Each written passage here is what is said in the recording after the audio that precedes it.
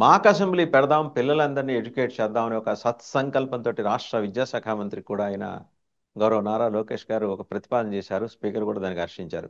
అంటే ఎలా ఉంటుంది, పార్లమెంటరీ సంప్రదాయాలు ఎలా ఉంటాయి, ఇలా సభలోకి వచ్చిన తర్వాత ప్రశ్నోత్తరాల వ్యవహారం ఎలా ఉంటుంది, స్పీకర్ గారిని ఉద్దేశించి ఎలా ఇవన్నీ నేర్పిస్తారు. నిజంగా ఇట్స్ వెల్కమింగ్ మూవ్ అని చెప్పేసి వాళ్ళ పార్టీ వాళ్ళు అంటున్నారు. మీరేమంటారు? మీరేమంటారు సార్? నేనైతే మీరేమంటారు ఒకసారి అప్రిషియేట్ మీ సైడ్ నేను నుంచి చెప్పండి. అప్రిషియేట్ చేస్తాను. అంటే ఎందుకంటే అప్రిషియేట్ అంటే ఏ పిల్లలకి విధంగా? తెలియాలి. పిల్లలకి తెలియాలి అసెంబ్లీ ఎలా నడుపుతారు ఏంటి కదా అన్ని తెలియాలి సార్ కదా పిల్లలకి. ఆయన ఇప్పుడు విద్యాశాఖ మంత్రి వర్యులు ఆలోచించి ప్రైవేట్ యొక్క విశ్వవిద్యాలయాలకి ఒక సవరణ తీసుకురావడం జరిగింది. ఆంధ్రప్రదేశ్ ప్రైవేట్ విశ్వవిద్యాలయాలకి ఒక సవరణ తీసుకొచ్చారు ఆయన. ఏమని? మాక్ అసెంబ్లీ అని చెప్పేసి చిన్న స్కూల్లో ఉన్నటువంటి ప్రైవేట్ స్కూల్లో ఉన్నటువంటి పిల్లలకి అసెంబ్లీకి దగ్గరికి తీసుకెళ్తే మనం అవన్నీ కూడా కళ్ళతో కట్టినట్లు చూపిస్తే ప్రజాస్వామ్యానికి ఉన్నటువంటి విలువలు చిన్న వయసు నుంచే వాళ్ళకి నేర్పించాలని ఒక ఆలోచన ఉంది. అయితే అది ఈ విధంగానా సార్? ఈ విధంగానా?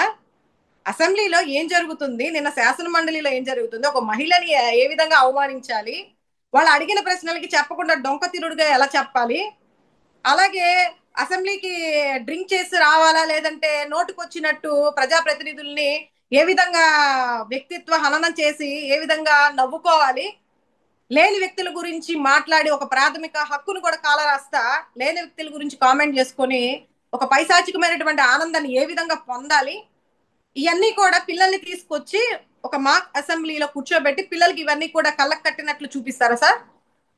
ఇది కరెక్టేనా సార్? విద్యా సంస్థలో విద్యా వ్యవస్థని అభివృద్ధి చేయడానికి చాలా ఉన్నాయి పిల్లలకి.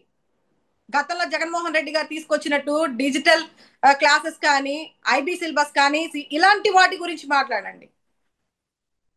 ఈ ఈ రోజు దాంట్లో మీరు మీరు తీసుకొచ్చినటువంటి ప్రాతిపదిక దాంట్లో ఏ విధంగా పిల్లలకు ఉపయోగపడుతుంది సార్? ఈ ప్రాతిపదిక దీనికి మళ్ళీ స్పీకర్ నో గారు నో నో అప్రిషియేట్ చేసి ప్రజాస్వామ్యంలో ఒక అద్భుతమైనటువంటి సవరణ తీసుకొచ్చారు. అసలు మీకు ఇంకా మామూలుగా లేదని చెప్పేసి ఒక రాజ్యాంగాన్ని గౌరవించే వాళ్ళలాగా, ఒక ప్రజాస్వామ్యాన్ని ఏదో ఉద్ధరించే వాళ్ళలాగా ఆయన అప్రిషియేట్ చేయడం అయ్యన్న పాత్రుడు గారు, మిగిలిన సభ్యులందరూ కూడా దానికి హర్షించి చప్పట్లతో చప్పట్ల ధ్వనులతో ఆయన్ని కూడా అప్రిషియేట్ చేయడం ఏంటి సార్ ఇది? ఈ విధంగా తీసుకొచ్చి కూర్చోబెట్టండి పిల్లల్ని.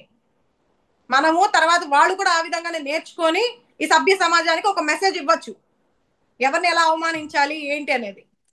Right madam. ఇంకొకటి ఏంటంటే లేటెస్ట్ డెవలప్మెంట్